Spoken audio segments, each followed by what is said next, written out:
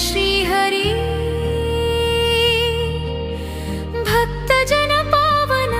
केशव अच्युतानन्द गोविन्द जनार्दन माधव दामोदर पद्मनाभ ऋषिकेश वैकुण्ठपते जगन्नाथ क्षीरसमुद्र शयन सुन्दर चतुर्भुज चक्र गदाधर भवभयनाशन सत्यरूप सर्वलोकनाथ माधव नारायण वासुदेव त्रिविक्रमा विष्णु वामन माधव केशव श्रीधर हरिनाम सततं जपे